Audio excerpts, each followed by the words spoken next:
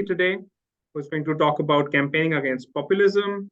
We also have a co-author today in the audience, so we're very happy. And please feel free to put questions in the chat. Ceci is happy to that you interrupt her in between, and you can ask questions to her. And yeah, without further delay, let's start. Thank you.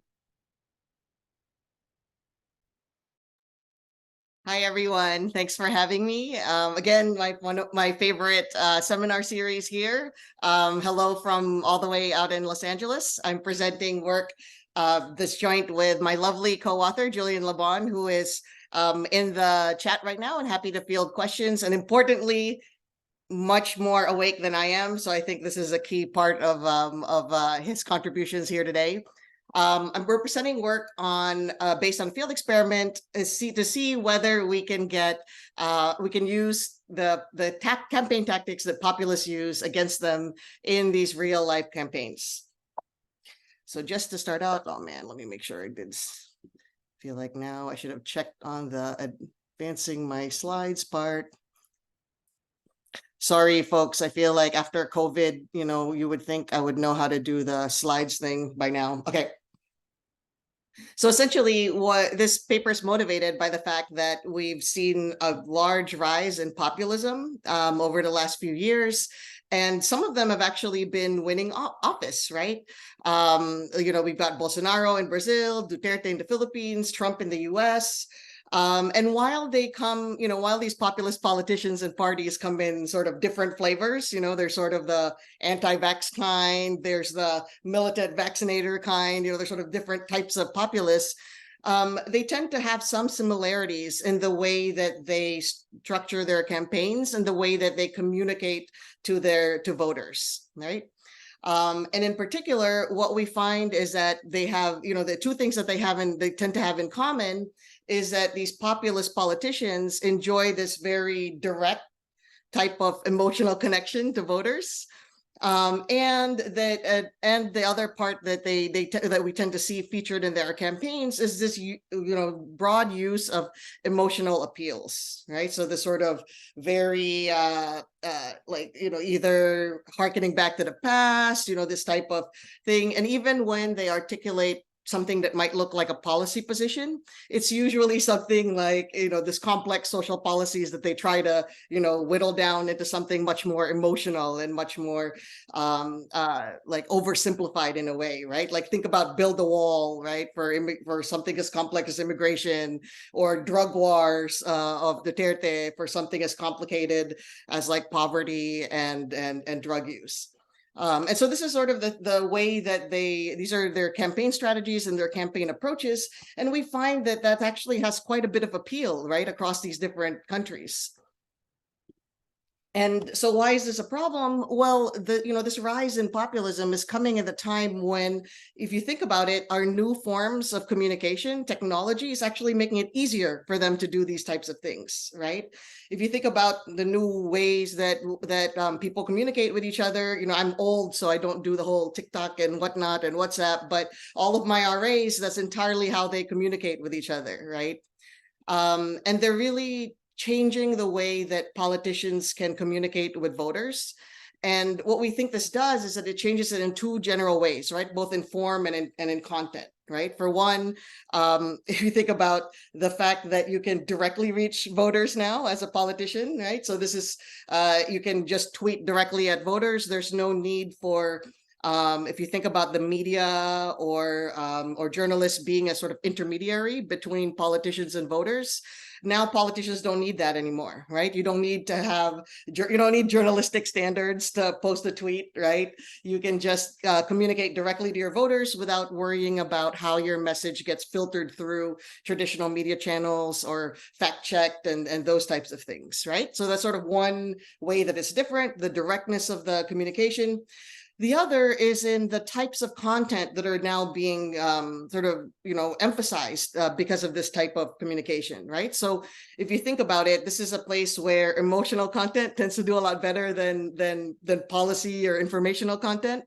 If you think about a 20-second TikTok, I could probably scare you in 20 seconds. If you like corny jokes, I can probably make you laugh in 20 seconds, but I probably can't articulate an economic policy, right, in the same type of format.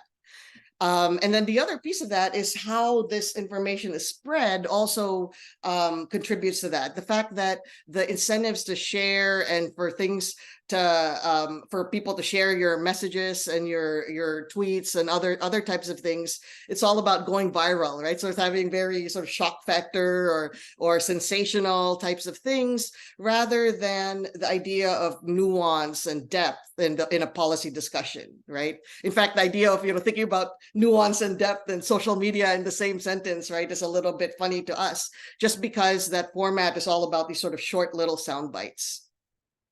And so we're looking at this context and we're thinking, well, then if this is the way that we're going to, these are the new ways that that political communication is going to take moving forward, how can policy-driven politicians, how can more traditional parties, how can programmatic parties campaign against these populist politicians who have this, both these advantages of the new forms of communication and that particular approach that they have with voters?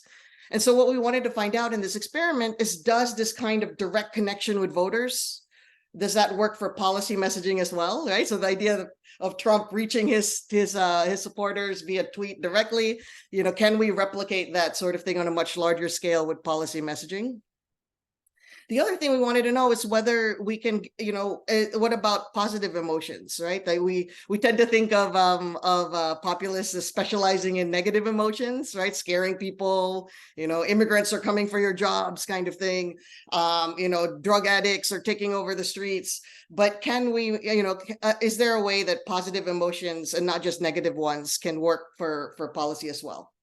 And the last piece is, is there a way to use emotional messaging or emotional approaches to support learning, policy learning, and the policy platforms and policy information that these types of traditional parties would need to be able to convey, right? So that's sort of our starting point.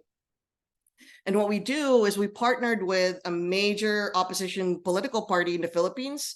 And essentially what they did was they agreed to randomize the content of their door-to-door campaigns during the 2019 senatorial elections, right? And so essentially they were letting us randomly add content to their door-to-door campaign. What they were doing already was essentially this information campaign, right? So they were doing a door-to-door information campaign where they were informing voters about their candidates on their slate, as well as their policy positions. What we added is an unobtrusive activity that's intended to produce a positive emotion, right? So essentially, not just because we were interested in thinking about the range of different emotional effects that we can have in political communication, but also because in a context like the Philippines, where we're doing this in the context of the drug war, there's Duterte, there's quite a bit of political violence in this context. We didn't want to risk, like for ethical reasons, we also didn't want to work with negative emotions in this kind of context. And so we measure the effects of these interventions at 2 points in time. One is right after the treatment, so this is the point of the intervention, and as well as after the elections. So we have sort of right away, what does this type of intervention do, and then what does it do at election day? So just a bit of a preview of the results. What we find is that these door-to-door visits increase both knowledge about the party's policies, right? So we see learning happening as a result of this door-to-door visit. So the idea that this direct engagement with voters can work in that sense. And we also see an increased vote for the party's candidates at the time of election day, right? So this idea that they learn, and then they also, that learning translates to votes at election day. At the same time, we see big difference in the short term, what happens right away versus the long term once we get to election day. And I'll talk a little bit more about that in the results. We also found that the additional emotional messaging, it increased engagement. People got excited and engaged with the party, but it was less effective than the information-only treatment when it comes to voting behavior on election day, right? So the thing also works, but just not not as effective as just an information-only treatment. I'll talk a little bit about why we think that is.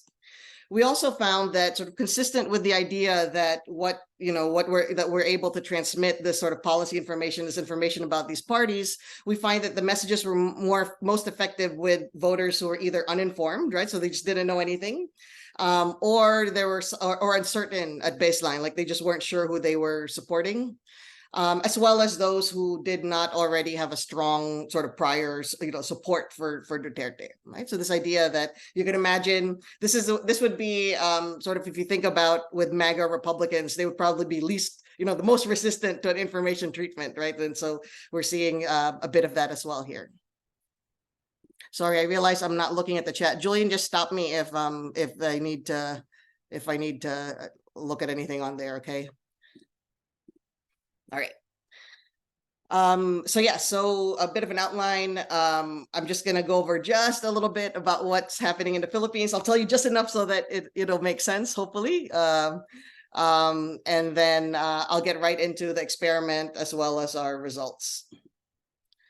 So the first thing that you have to know about the Philippines is that Duterte, even though from the, like what we see in the Western media, he's obviously a bad guy. He's definitely, doing all these extrajudicial killings. I mean, really a brutal drug war. But the flip side of that is in the Philippines, he has a tremendous amount of popular support, right? So he was elected and that support is sort of this online and grassroots support, right? So people really love him. And even at the height of the drug war, where we were seeing so many of these deaths, his popularity ratings were still quite high, right? So this idea that even though he's implementing all these policies to restrict the opposition, restrict the media, he still enjoyed these very high approval ratings throughout his term. And what we're working with here is a senatorial election. This is the upper house of the Philippine legislature, and it's very similar to the US system and considered a stepping stone to the presidency. So it's a very sort of prestigious position.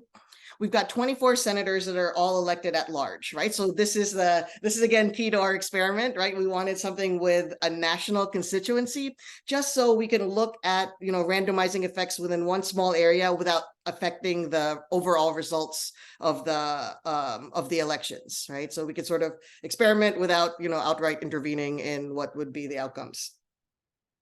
Voters can select up to 12 candidates, so they don't have to write out 12, but they can select up to 12. The problem is that there's no straight ticket voting option, right? So this makes it very difficult for parties. If you have a slate of candidates, essentially people have to remember, the names of all the candidates on your slate. You can't just sort of check one box and then you're electing all of the Democrats, for example. And these elections are also important because they're widely perceived as a referendum, right, on Duterte's first 3 years in office, right? So this is how the media was casting it. This is how, the opposition candidates were also casting it.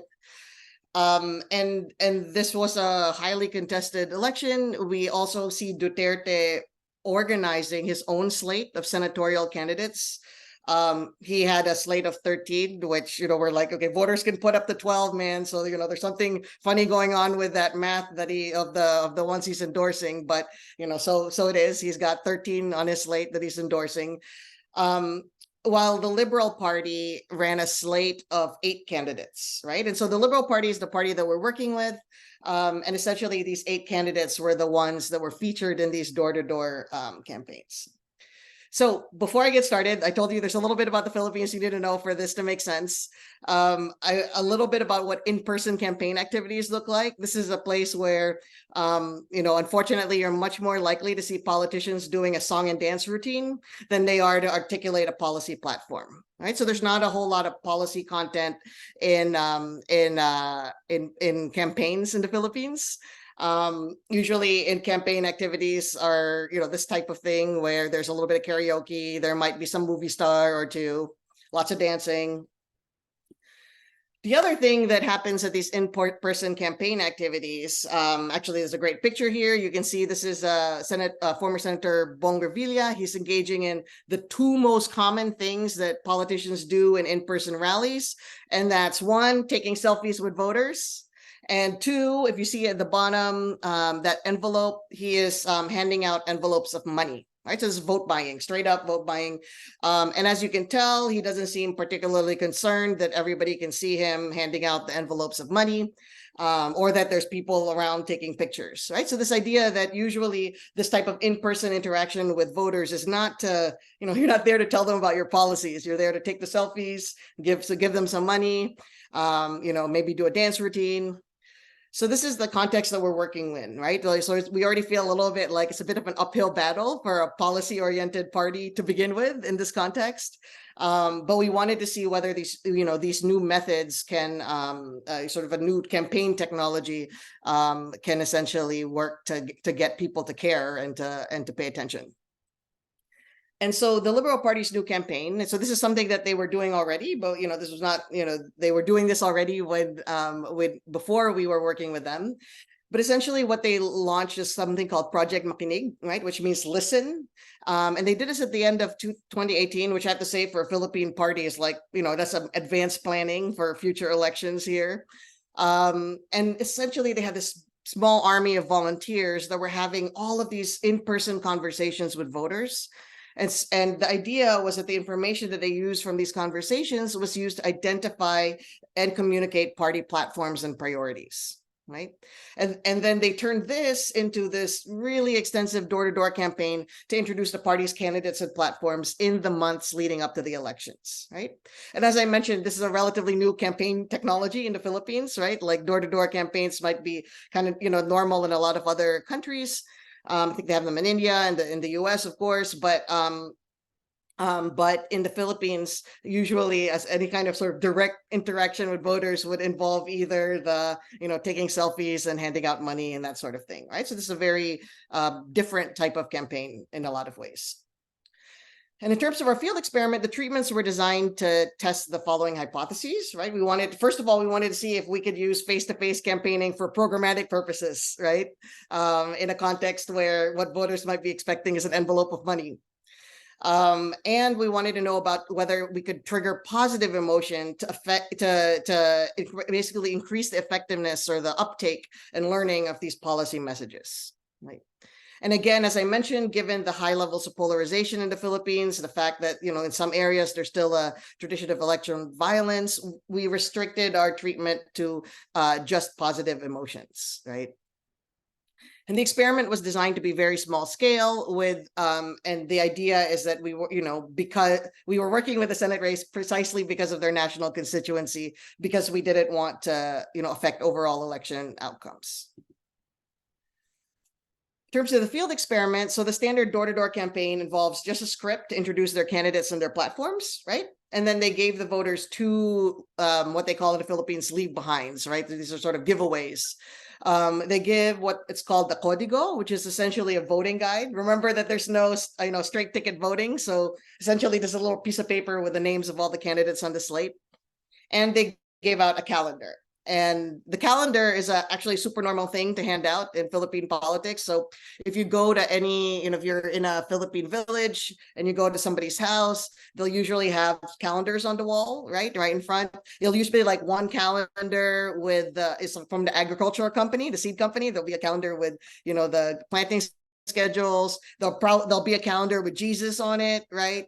And then and then there'll usually be a calendar from the mayor or whatever politician, right? So the idea that this is a very common thing that is given away during election season. So this is what the Código looks like. It says here, for senator, and it gives you a space to write your precinct number, and then the list of all the senators on the slate. I actually asked them why they made it look like handwritten, and they said it was because they wanted it to seem like, the types of things that a friend might give you, right, as you're going into the ballot. At the end, they have Ocho Derecho is the name of the whole slate. This means in English, straight eight, I guess, straight eight. And their tagline was honesty in the Senate. Now, I mean, I remembered asking them, I'm like, are we sure that's what voters want, this honesty in the Senate? But, that's the messaging that they wanted to use. So that's what it is. And this is the calendar that that we were giving away. And what's nice about this calendar is if you see at the top there, so it's too small for you to be able to read, but essentially these are all the different candidates. And then underneath are their sort of policy specialties or policy positions. So it's a bit like Avengers or something, right? They all have different superpowers, right? So one candidate is the candidate who is for like for retirement and aging policies and etc. There's one who's like, his superpower is education, so he's all about schools and whatnot. There's Samara Gutok, for example, who has played a big role in the peace process in and so this idea that they all had different policy type of positions that the voters could then read about, right? So essentially, the voters get this delivered verbally through the campaign workers would explain the different policies, and then they get to keep this calendar where they would normally put it up on the wall as a reminder. So how do we add emotional content to this thing? I think this was the hardest part of trying to come up with this intervention. We basically, I think Francesco and I went down to the psych department at UBC at the time, and we were like, okay, so how do you guys do this type of, emotional interventions? How do you induce different emotions? And they told us, okay, Cesi, good news and bad news. Good news, we can induce all kinds of emotions, different variants of emotions, happiness, optimism, like different variants of the different things. But it's very hard to do. We don't, they don't have great ones across different cultural contexts. And importantly, the effects don't last outside of the lab, right? So essentially, they can make somebody happy immediately and then do whatever other things they need, and then they're not happy anymore, right? Or they're not sure whether, how long that these types of things can persist. And so what we needed essentially is not only making people happy, but also, is there a way to make that effect persist a little longer, or for them to somehow associate the policies with sort of the happy feelings later on? And so what we did was we essentially are using this the idea of this, not only an interactive thing, but sort of a reflexive type of intervention, where we're essentially asking voters to mark happy events on their calendar, right? And here, this is the funny thing about the psych stuff is, me telling you, hey, there's all these happy things you can look forward to, might make you happy, but what really makes you happy is you telling me about the happy events, right? So so this is either things that they wanted to commemorate or something that they were looking forward to, and essentially the enumerators would work with them and put little hearts on the calendars. And then they could keep this calendar, of course, just like in the regular treatment group. And so in that second treatment group where we're working with emotions, the visit started with this activity, right, of sort of placing the heart stickers on the calendar. Now, a lot of you are in the UK, so you're thinking this is super corny and we would never do such a thing. And why in the world would anybody be okay with all these heart sticker things? You got to remember, we're working in the Philippines where this type of corny kind of heart thing is a very normal thing to do in politics, or a normal part of messaging. So we see a lot of sort of heart imagery as well in political posters. This thing, actually, I love doing this in seminars. If somebody says something I like, I do this. And then I learned this one from my RAs. Like I said, I'm old, so I didn't know what this was, but apparently if you do this, it looks like a heart with your fingers. I don't know. And so this idea that, this is not a strange or weird, it's still corny, don't get me wrong. I'm on board with calling it corny, but it wouldn't be something too odd or strange in this context, right? And we did this field experiment in municipalities in the province of Laguna, right, south of Metro Manila. And that's the thing is, like, because we're working with a real political campaign, they wanted to do this experiment in a place that was contested, right? So they didn't want to just, go somewhere where they already knew that everybody supported them. They wanted to go somewhere where there was some contestation. And we can I ask a question? Yeah, of course, please. Just a quick question about the treatment you just described. So I understand that this may be a little bit more normal, but is there a way to measure that people are actually reacting positively? I mean, it's not a crazy assumption to think that there's misanthropes in all societies, right, who wouldn't particularly appreciate this. No, totally. And actually, that's exactly one of the things we find, right? So there's a, if you think about, they're like the serious professor version of regular voters, where they're a little irritated, like, what is this type of, I don't want to sit here and put heart stickers. I imagine, like, I remembered when we were testing this intervention, we're just imagining what would happen if we asked our, colleagues in the econ department, like, come and put heart stickers on this thing. We would, people probably kick us out of the room, right? And so we did see a bit of that effect as well, right? You can imagine if you're somebody who's already very well informed on politics, right? You're sort of, you just wanted them to get to the policies, and you're irritated by having to do this whole heart treatment. And so that's one of the things that we measure at the intervention as well, is sort of how irritated or annoyed they might be, how happy they are, right? The baseline for happiness in the Philippines is very, people are like me, I think, like, they start at this very high happiness level. So it's hard to see, starting from a very high threshold, it's sort of hard to see a lot of improvement in happiness. But we can see that, some people indeed were irritated, and along the same lines as you would expect as well. So we could talk a little bit about that as well in the results. So in terms of the treatments, what this is, we started with 195 of these villages that we matched in triplets. One group of villages did not receive any visit at all, right? So there's no placebo, just a true control. One treatment arm got the door-to-door regular policy campaign. So this was the activity that they were going to originally do, right? So this was the thing that they were doing everywhere else in the country. And in that second treatment, that's the one where we're adding that additional heart sticker treatment to their policy campaign. And so what we think this is doing, well, obviously into control, they're not getting any information about the candidates other than what's in the media or what's sort of in the wild, so to speak. In that first treatment arm, we're giving them policy information in a very direct way, right? So they hear about it from the campaign volunteers, and then they get a calendar. And in that second treatment arm, what we're hoping is happening is that they're also getting this policy information, but in this context of this sort of positive emotions and these sort of happy feelings that we hope that they would associate with the policy, right? And essentially, that's actually, part of the script that we use, right? Is this like at the very end of the exercise, we ask them, we ask them to put a sticker on election day as well, right? And then ask them to think about, like that we hope that they'll think about voters as the candidates that would lead to more of these sort of happy events for their family in the future, right? So we sort of try to get them to connect the happy feelings with the policy stuff. But of course, we could talk about how well we think we were able to do that. In terms of the data, we've got a baseline and an end-line survey. Essentially, what we wanted to know is, how much did they know already about the candidates, right? And going back to Valera's question, this is how we know that, the very well-informed were sort of like, why do we need the heart stickers? And then we also wanted to get a sense of not just their vote choice and intended vote choice, but their beliefs about the candidates and the policies, right? Like, what do they think of these candidates? What do they think about these policies? As well as what they think about the parties as well as a whole, right?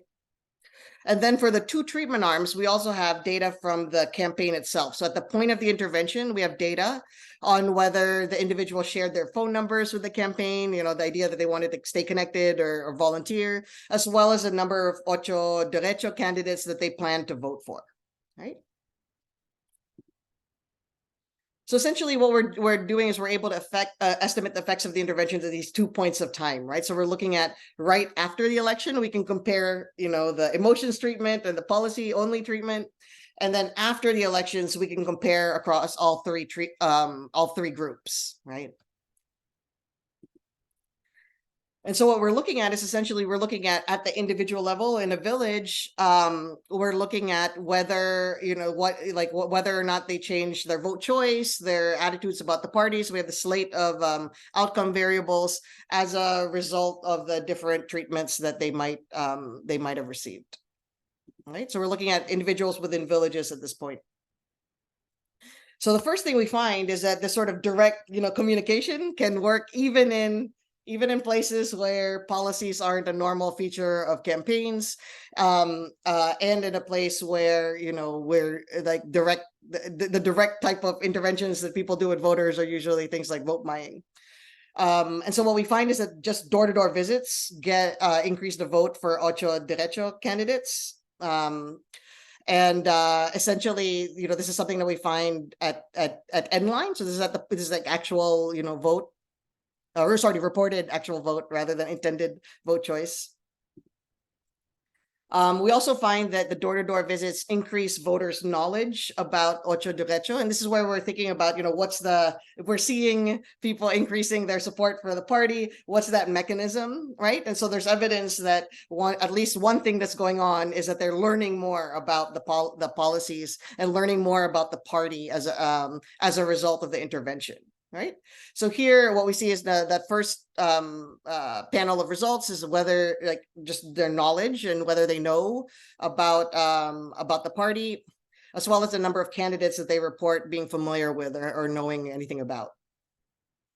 We also see the beliefs about the party increasing as well, right? So they think that the party is much more high quality, or they think that the policies of the party are better as well compared to the control group mean, right?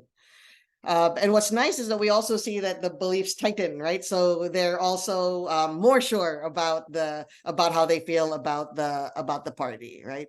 And these are negative because the way we measure certainty, to make it a little bit easier, we essentially have it's like the opposite of a ruler, like a window box with different lengths, and then we that they can use to show a range on a scale. So if you're very sure, you pick a small window, just one number. If you're not sure, you pick one with a bigger window, so you can specify a range of values that you might feel. And so what we find is that as a result of the intervention, people are much more comfortable, pinning down one number rather than feeling like they're not so sure and want to specify a range.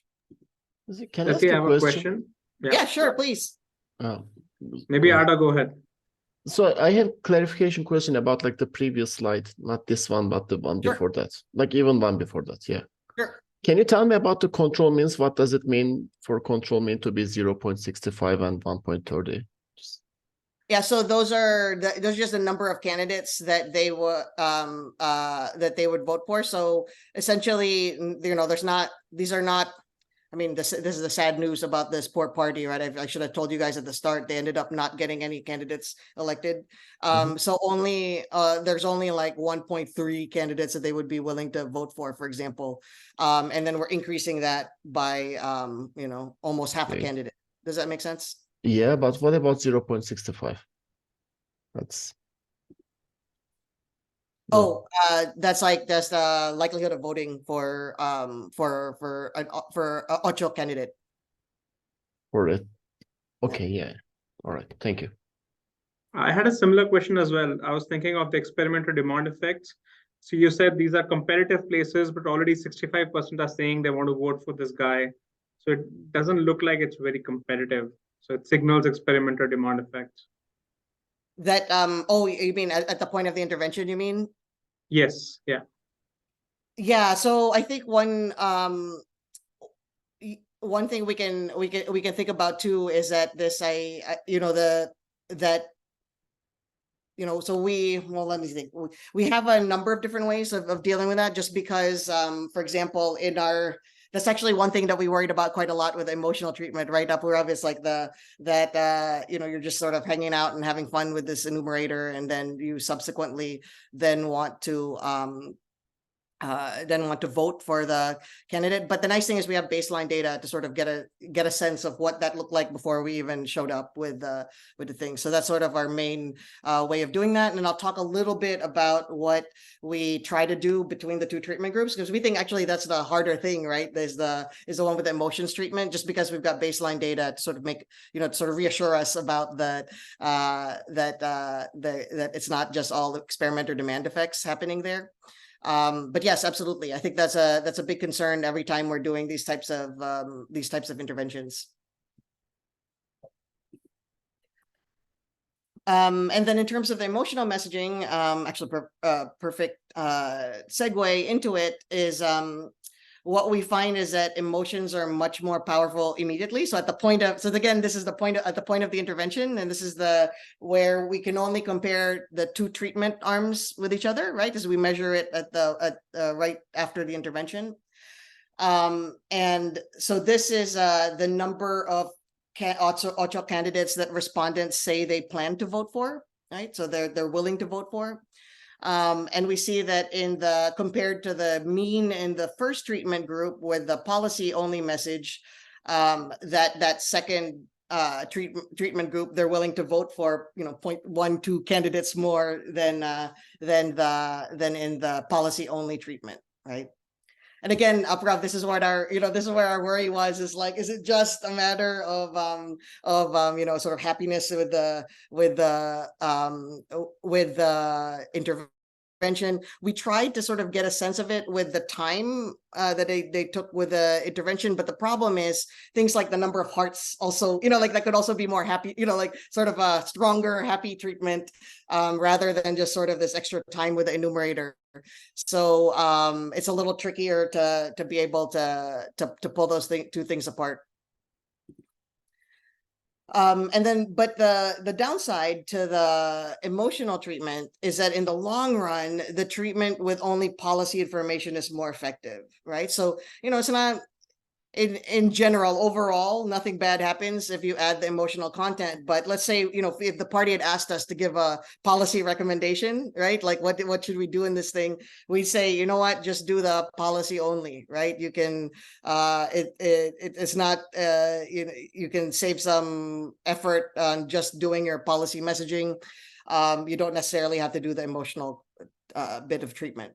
Now, that being said, big caveat in the sense of, if you look at, for example, if what you're trying to do is increase engagement, right? If you want campaign volunteers and that sort of thing, then maybe, then I would recommend, do the emotions treatment, because that led to, people are more willing to engage with the party, people are more excited, etc. And so, for that, like those types of emotional messaging might work. But if all they cared about is what happens on election day, then, better to do the policy only treatment, if that makes sense.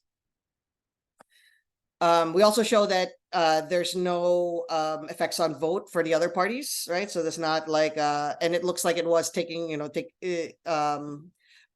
it did look like, like I said, we'll talk a little bit more about treatment strength with treatment 2.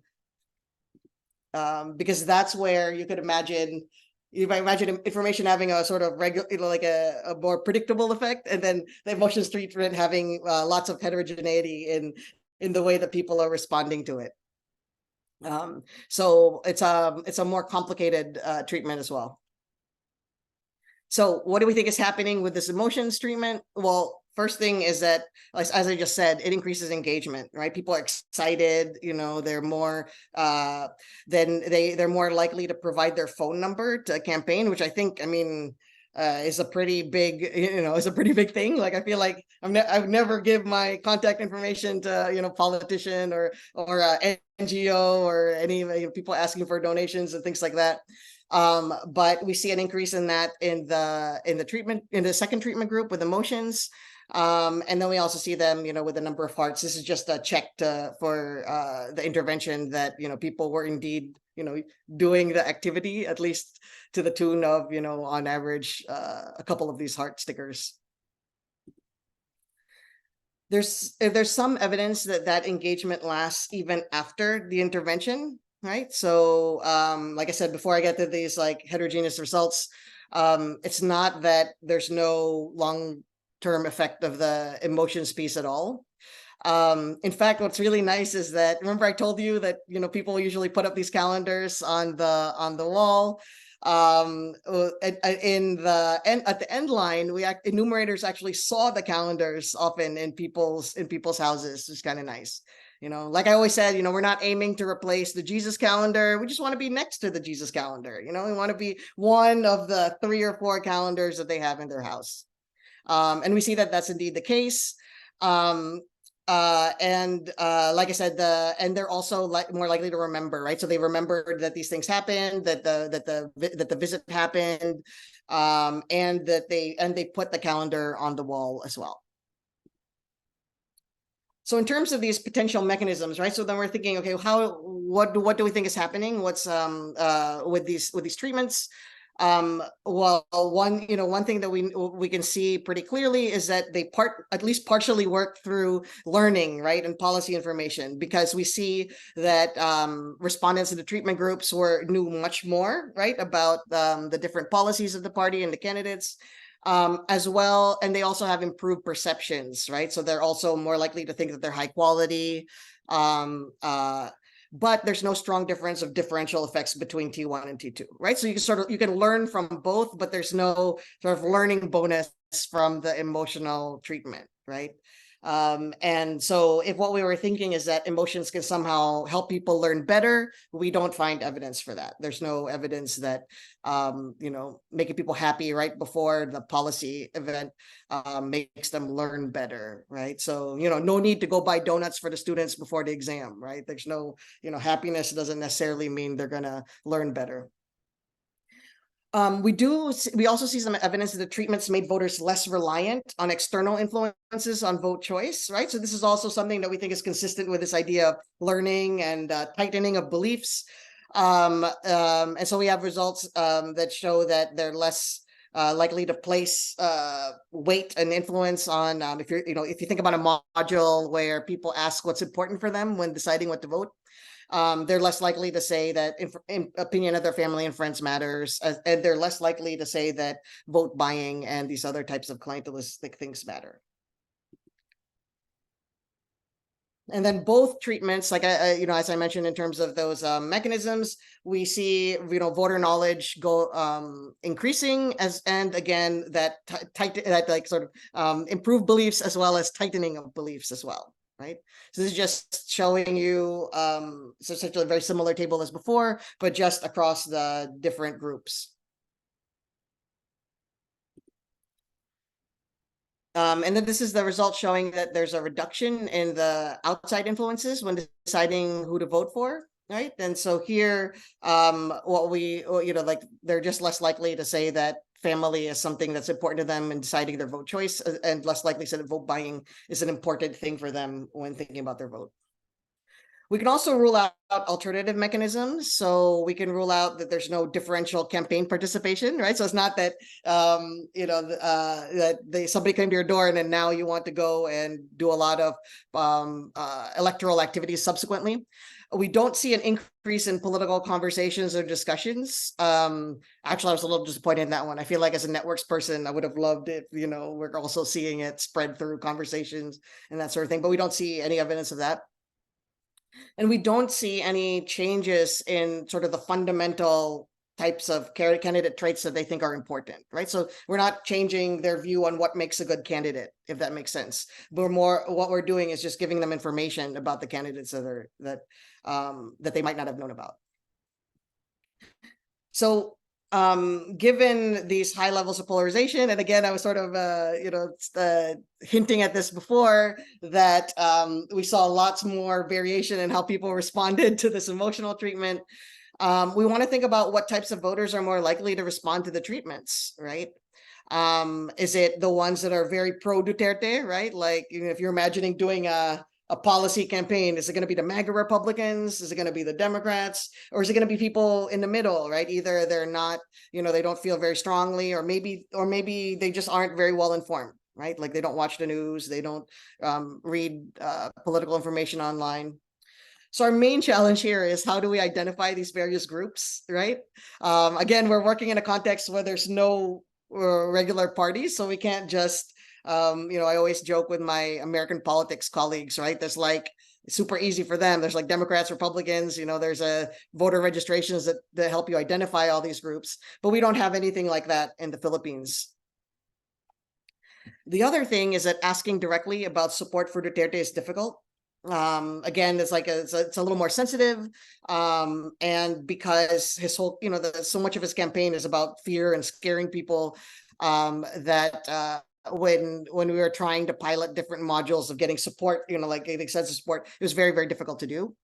And so instead, what we use is the rating for Bato de la Rosa, who is one of the Senate candidates. He was head of the Davao City Police when Duterte was mayor. And he's basically the face of Duterte's big policy push, which is the drug war, right?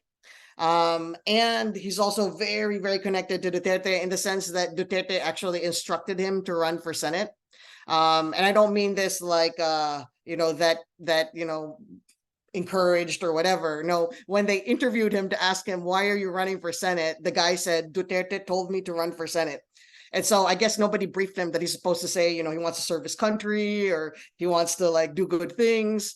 But he just said, Duterte told me to do it and I'm going to do it, right? The other thing too that he's known for is this sort of strong devotion to the president. So this is a screenshot from an actual interview done on TV where and he even said it in English, I think, but you can see in the subtitle there when they asked him about his commitment to Duterte, Bato said, I would kill for the president, right? So I mean, I was hoping that wouldn't be something quite literal, but I have a feeling with this guy, maybe, he really feels that strongly. And so we were thinking he'd be a good one to use to proxy for people, like if, baseline support for this guy might be a nice proxy for support for Duterte. And so essentially what we use is we use their voters' familiarity with his policies as a first step, right? So if they've never heard of the guy, we put them in the uninformed or uncertain part of our sample, right? I feel like if you've never heard of the guy who's on TV saying he's going to kill for the president, then probably you're not, you're not that you don't have very strong opinions about Duterte, and that's about 42% of our sample. Just never heard of him or are not certain whether they like him or not, right? And then we split the remaining individuals into two groups. Those who give De La Rosa a very high quality rating, right? If you love the guy, we say that you're probably pro Duterte. If you hate the guy, we say you're probably anti Duterte, right? And again, if there's any Filipinos in the room, I feel like, we always struggled with how to define these things because it's not quite, it's not quite Democrats and Republicans, right? So it's not the types of polarization are sort of on different dimensions, right? We also see substantively similar if we use ratings given to Bongo, who is another, Duterte's personal assistant, right? And so another one that we would expect would be highly sort of associated with Duterte. But what we find is that these treatment effects vary by this baseline political support, right? So both of the treatments had large positive effects on the uncertain or uninformed voters, right? And again, this is consistent with, if we think that the mechanism is information and increased knowledge, then it makes sense that the uncertain and uninformed voters we'd see larger effects among them. We do see anti-Duterte voters responding strongly to the standard treatment, but not to the emotional treatment. This goes back to Valeria's point where, the one, if you like the party already, you want them to do well, and you're like, why are you doing this heart treatment thing? I think that's a very reasonable sort of reaction to see there.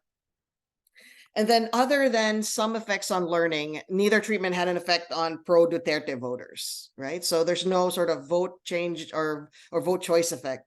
What we do like, though, is that idea of, the effects on learning. We think that's sort of a sign of, a moderation of sorts, right? Even if we don't see it in election day, the fact that they can still learn, right? They can still take in the information, even in this very polarized context, I thought was very promising.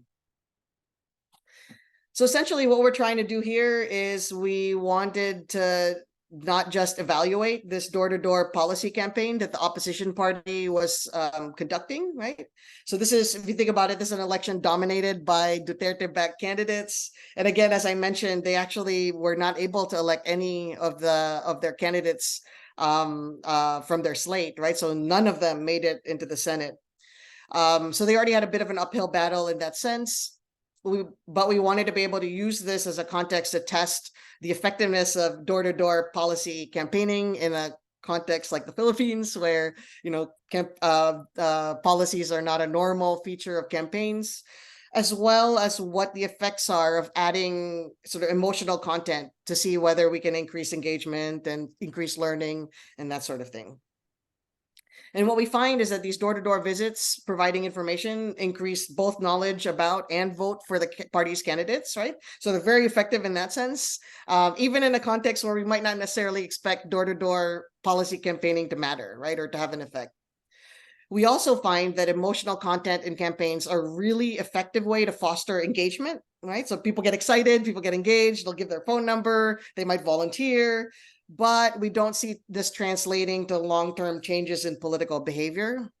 And importantly, we don't see this as something that can, has any kind of synergies or that can support policy learning in that sense, right? We also want to note that we designed this intervention to be unobtrusive, right? So you can imagine negative or more powerful emotional treatments might lead to more substantial effects than what we find here. So we're thinking about this very much as a, here's a first step in thinking about how emotions matter in these types of campaign settings, but which we didn't test for obvious ethical reasons. I think when we were, I was talking to one of the party operatives, and I asked him, I'm like, okay, well, in the focus groups, what types of emotional messaging works, right? Like, what is the thing that that really gets people excited and gets people voting and all of that? And he's like, oh, it's and it's like he showed it. It's a picture of a dead body, basically, from the drug war, right? So this idea that, if you don't vote, this could be you kind of messaging. And so I remember thinking, okay, we're not, we're not going to do that type of intervention. But you can imagine that if you that these types of, there's much more power in these types of emotional treatments that can generate these effects on how people take in information or how people feel about candidates. Which again, like I said, we didn't test because of the obvious ethical concerns that we see there. But in the end, I think what we like is this is a nice first step in thinking about, what are the strategies that populists use to reach voters in campaign settings, and how can we use them to get people to learn more about policy? Like, can we use the type of direct interventions, the type of emotional messaging, can we use them for good, right? Can we use them to support policy learning and all of that things? And so I think on the whole, like I said, there's a caveat with the emotional treatments, and that they tend to have a bit, sometimes can have backlash, sometimes can be a little bit difficult. But in general, these types of interventions have these positive effects and can get people to learn more about policies, and that we can imagine, sort of an idea of micro-targeting, right? If we can micro-target the emotional treatment, then we probably would see even stronger effects on those as well. So that is it for me. Thank you, Julien, for handling all the difficult questions. I think you did. But I'm happy to take any others that people have now. Thank you, Cesi. That was a great presentation. We're opening the floor to questions, so please feel free to ask your questions.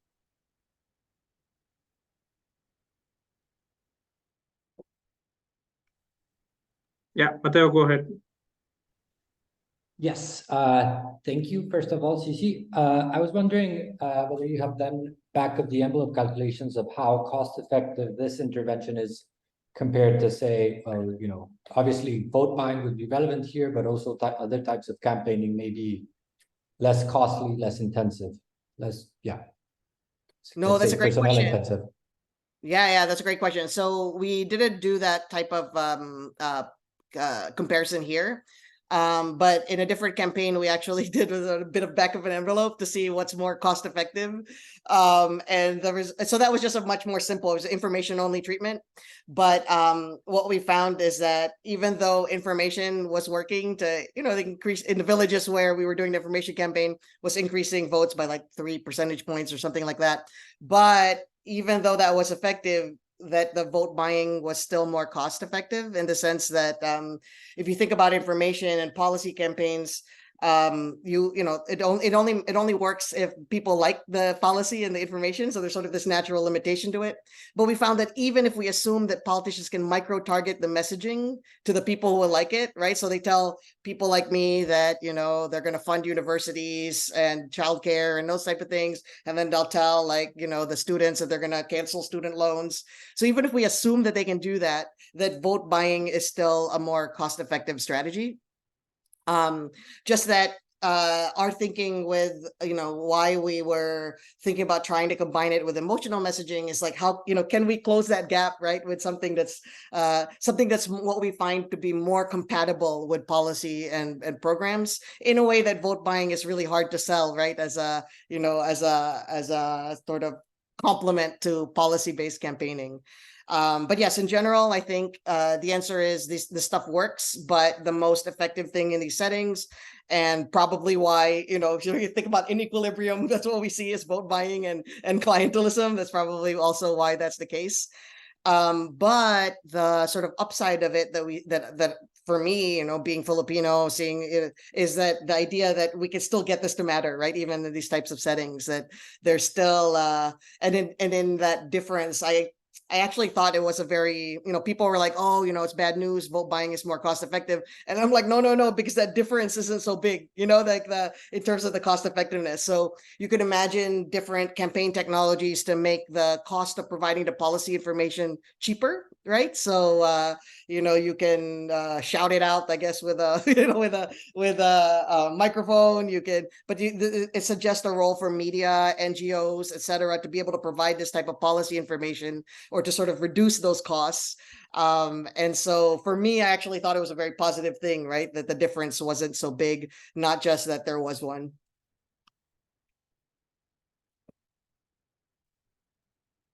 Are there any other questions? There's one on my mind. So have you recorded the dates on which they have entered the hearts? I'm trying to see if there is a way to measure the strength of those emotions that someone is recalling with the calendars. Oh, like where they put the heart stickers. Yeah. Unfortunately, no. We only we have the number of heart stickers that they put, but that's great, right? It's like what you're thinking is if there were a lot of hearts before election day, for example, or close to election. Oh, yeah, that's great. No, that would have been a good idea. We don't have anything like that. We do have for some. I think there's like a couple of places where, so they're not supposed to be recording what the events are. They're just supportive, but there were some where I guess the enumerators or the campaign team didn't know and they wrote it down. So we have an idea of what some of those heart stickers are. Maybe we can use that to take a look, right? Like if your heart stickers were really great or something, or really exciting things. But in general, it's like family type of events. I feel like Philippines, everything centers around family and food, right? So it's like reunions, parties, weddings, whatever. And that sort of thing. But yeah, that's a great idea. I think that's something we could definitely take a look at. If there's anything that we can do to sort of capture if there might have been some differences in that emotional treatment. Steph, go ahead. Hi, thank you so much for the presentation. It was really very interesting. I was wondering, what is the overall trend? Is there more vote buying going on over the years, or is there less vote buying? And is there a similar trend for more door-to-door visits and contesting elections on platforms rather than with cash? Yeah. So that's a great question. I think in terms of vote buying is definitely the most common sort of campaign technology in the Philippines. Like policies are really, sometimes at the national level, you'll see, politicians articulating policy positions and that sort of thing. But local politics is entirely patronage, vote buying kind of stuff. We do see, I think the big trend or the big sort of change in vote buying was 2010 when they went to electronic voting. Because before that, it used to be a variety of different things like stuffing ballot boxes, a little bit of coercion and violence, all kinds of things.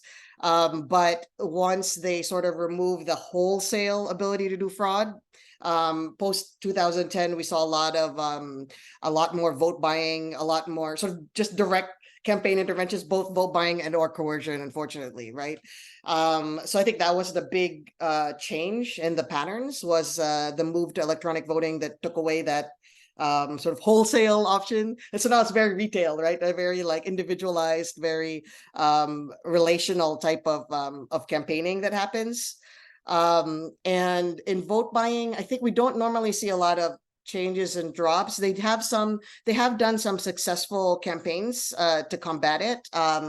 So one in particular, actually my favorite one, was one done by the Catholic Church, where their message was, you know, Jesus doesn't mind if you have to accept money for your vote, right? Because you're poor and you need help and whatever. So Jesus says it's okay as long as you vote your conscience once you're in the ballot box, right? So that was like a bunch of unusual electoral results after that election. And I think that's also what got politicians started on more, sort of monitoring and enforcement of vote buying, right? Because before that, I think before the Jesus campaign, it was all just sort of reciprocity norms, right? Like the idea that it's like socially unacceptable to get money and then vote for somebody else. But after that, after that campaign, we see politicians sort of changing the strategy a little bit, or changing the way that they did the vote buying. But yeah, I feel like Jesus says something is a very effective sort of, type of intervention to do in the Philippines.